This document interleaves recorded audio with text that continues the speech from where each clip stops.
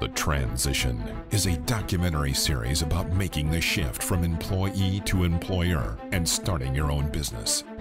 We interview business owners and entrepreneurs. We ask them about their experiences and opinions on a wide range of topics in order to provide you helpful tips and insights on how to be successful in your venture.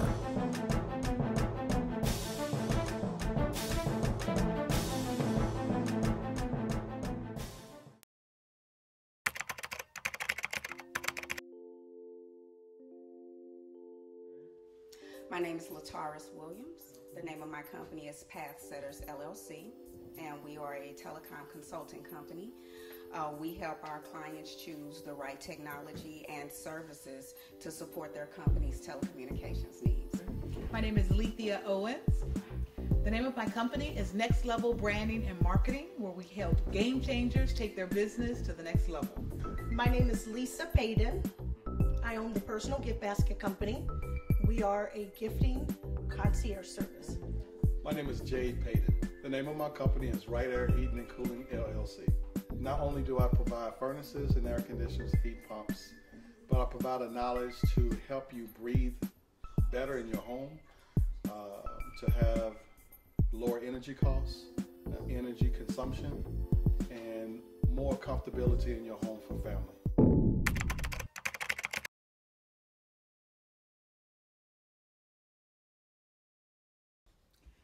As a professional speaker, it's important to know that the message that you're sharing with the audience is something that is powerful, something that you've been called and gifted to share, and that makes all the difference.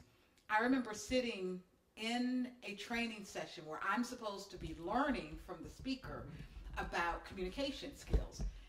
And I looked at my notes and realized that I had taken more notes on how she was doing what she was doing than the actual communication platform that she was teaching. And so that was my first aha that that's what I want to do. I think that's what I'm supposed to be doing. And so, of course, I went through the process of starting my business, and I'll never forget coming home after a 4-day trip on the road, and my mom and my dad greeted me, and on the table was a check for almost $30,000 for a couple of weeks worth of work. And I said, "Oh, I see the check from Boeing came." And my mom said, "Girl, we've been having dinner with that check all week." And I remember looking at that check, and for me, that was the moment when I said, okay, it was worth quitting my job. Like, I can really do this. Like, this is going to work. And just the fact that I could see this big, tangible manifestation of all of the hard work that I had put into building the speaking business, it started to make all of the sacrifices well worth it. Indeed. Yeah. Okay. So I've been in the telecommunications industry for over 15 years. And in 2012, I was approached by a former manager and a friend who is now the CFO of a nonprofit organization. And she just simply asked would I review their telecommunication services. I agreed to do that. And within a couple of weeks, I immediately knew that I could do this. I could do this on my own. And within a year, I worked on that project and provided them with a complete end-to-end solution for their telecom services. And that pretty much sealed the deal for me to make the decision to move forward on my own. Beautiful. I believe that it was probably around the time that I had my last daughter that when I really realized that all of the talent that I have as far as gifting and being able to be crafty made me think about this being a business. I was up one night late, probably early morning, and I turned on the TV and there was a telethon on, and there were two women. Both of them were attorneys that had made 6 figures, and they owned a company called, I think, a Tisket, a Tasket, and they were donating some of their services to the telethon. And I listened to their story because they did kind of like a little back piece on them, and it just kind of went off like, you know, if they can quit a 6-figure job and support their families, put their kids through college on a gifting salary, I can do this. I know I can. And I saw their product and what they were giving away, and it kind of just inspired me to kind of look at this as either a way to supplement my income and help my husband, you know, put our kids through college and be able to take vacations. But it also became a vision of me being able to do that full time. And it was just motivation for me. 2 women that I had never met, being able to step out and do this with each other kind of forced me into a position to really look at that for myself. I've had many people tell me that I could do this. I own a heating and cooling company. I've been in heating and cooling now for roughly 14, 15 years, but people always say, you can do this on your own.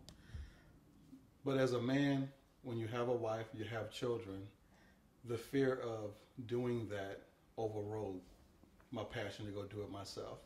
So depending upon a check, depending upon a weekly pay, coming home weekly, knowing that it would take care of the bills and move forward, that was kind of the reason why I never ventured out on my own. But when more people started asking me, Jay, I can't afford your company, but can you do it yourself? And I would do it just on the side just to help people out. And I realized that the money that I was making on the side actually outgrossed what I was making at work. So when taxes would come up and I would look and I would see that I made just as much, if not more, doing something on the side that I wasn't even doing for, you know, going full force on, versus something I was working 40, 50, 60 hours a week doing. That's when I realized maybe this was something I need to be doing. But even with that, loyal by default, I stayed at the company. And until the doors seemed like they were closing and the ship was sinking, was the only thing that forced me to move out on my own. And I can gladly say that I'm so happy that I did so, with the help of, you know, Lethea and my wife and Elle and other friends supporting me, that it's been a great transition to move out to do it on my own.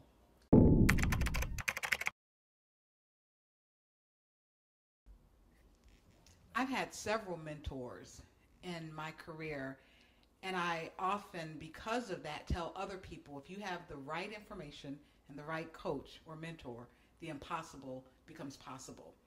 Willie Jolly is one of the mentors who helped me along my way, as well as Delatora McNeil. And those 2 guys not only prayed for me, not only did they pour into me, but they challenged me. And I value all of the knowledge and wisdom that they've given me, but I think when I look at my success and I look back at what they did for me, I think the greatest gift that they gave me was challenging me and not allowing me to take the easy road, not allowing me to give up when it got hard, not allowing me to take my time. And they helped me to understand that there's a sense of urgency as it relates to building this business and living this dream, that the harder I worked and the more focused I was, the faster I could go and the farther I could go. And so that's really how my mentors have helped me. Excellent.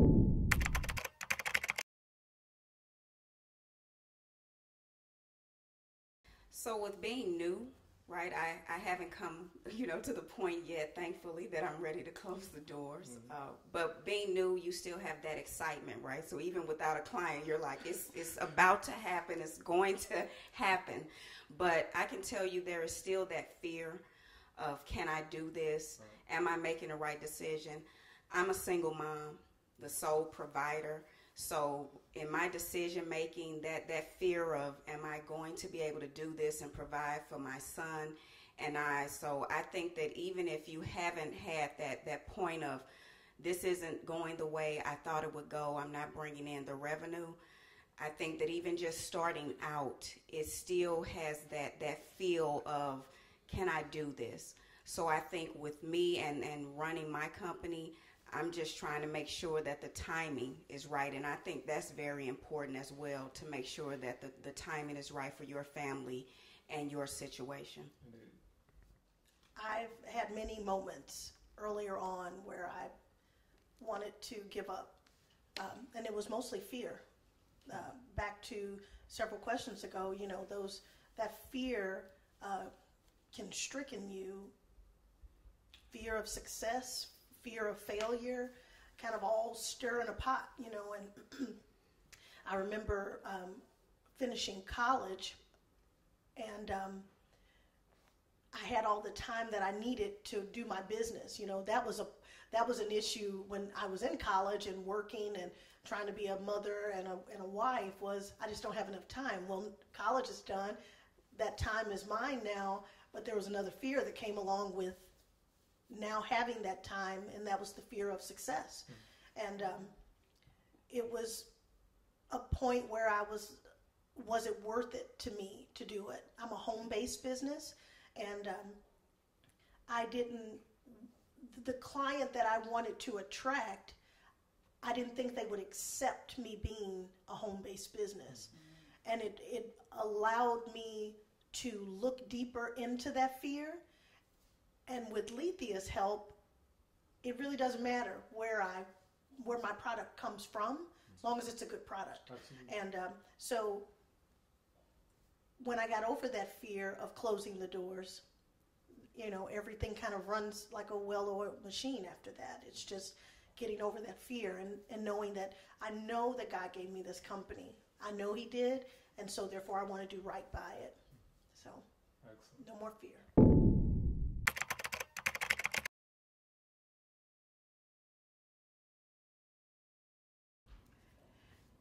So one of the things that I did in starting this business, Andre and I we worked really, really hard to reduce our debt. And we knew that if we could get our debt down to a certain level, quitting my job would be a lot less scary. And so once we got our debt down, and our agreement was that once I was making 40% of my corporate salary as a speaker, that we would both feel comfortable with me quitting my job. And once we hit that level, I talked to my company, decided I was going to leave, and I had to make a really tough choice of whether or not I was going to roll over my investments or take my investments in my 401k and use it to start my business. And that was really, really, really tough. And Andre and I talked about it, and we decided that we were willing to bet on us. And so we took those funds and we invested them in our business. And what it did for us was it gave us 6 to 7 months of still receiving what felt like a paycheck every 2 weeks, so that we could make business decisions about building the business, not from a position of scarcity or survival, but we were able to make decisions based on what we felt was best for the company, because we were taken care of. We were eating, we had a roof over our head, and we didn't really have the worry and concern about where we were going to get the money to pay for our bills. And by the time that money dried up or ran out, we were able to replenish that with the income from the business. Well, I thought about taking out a loan, but with my credit being in repair, I didn't want to take that chance. I reached out to friends that, I thought that didn't work. So I kind of sat back, and it was kind of tough for me to have a dream of wanting to run a company, having a vision, but still trying to figure out where is this finances going to come from. So honestly, with me, it's completely different. I just kind of prayed for mine, as well as friends praying for me and holding me accountable still. And a friend of mine, a dear friend of mine, Pastor Cedric Portis of Third Presbyterian Church, he ended up calling me and said, "Jade, I got promoted. I am now the president of all Presbyterian churches in St. Louis, and I have a nice job for you." And I kind of explained to him, well, I don't have this and I don't have that. He said, "Don't worry about what you don't have. Look at what's in front of you." He said, so stop focusing on what you do not have, and start focusing on what you have in front of you and what you can obtain. So I took that job, and when I took that job and completed it, I had enough money to not only start my business, to buy a truck, to do all the things that I needed to do, but it actually launched me. And once I was on that road of moving, all these other jobs started flowing in behind it because I was now an operation that was moving. So I will always just tell people, if you're standing still, most people don't want to be bothered with you. But if you're moving and even just attempting to do something, someone will come along and help you for the most part.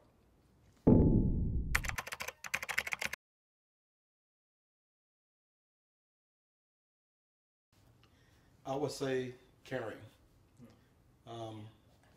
Caring for others.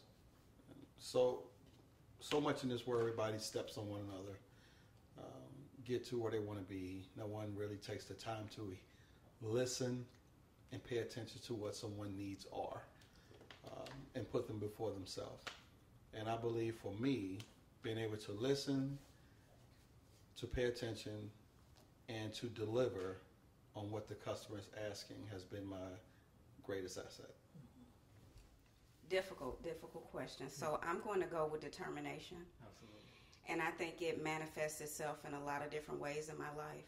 Determination in faith, determination in my drive, determination in my focus, that no quit attitude, that it's going to get done no matter what it takes. And I think that just, even with my own expectations, they're extremely high, and I tend to push myself beyond that limit. Business. I see things a certain way. In the gifting industry, I think that's a plus when you can see things and create them for people's eye to be attracted to them. And I feel that I have a good way of doing that, a nice way of doing that in my personal life and even in my business. I'm not going to say what I would like for it to be. I'm going to say what came to mind first. And that is my gift of being a visionary. And I don't know a person who knows me well who has not had their vision expanded by hanging out with me. And when I renamed my company, I prayed and I said, well, what is it? I mean, what is it that I really do? What is my gift that I share with the world, right? And what I realized is that I inspire and compel people to think differently and bigger and to see their own potential, their own ideas in a much bigger way. So hence next level, right, is how I came up with that. But I think being a visionary is one of the top characteristics or qualities that I possess that helps me and my clients be successful. Excellent. Thank you for tuning in to our very first episode. I truly appreciate it. To see more bonus footage from this interview session and to get even more tips and insight, click on the link below.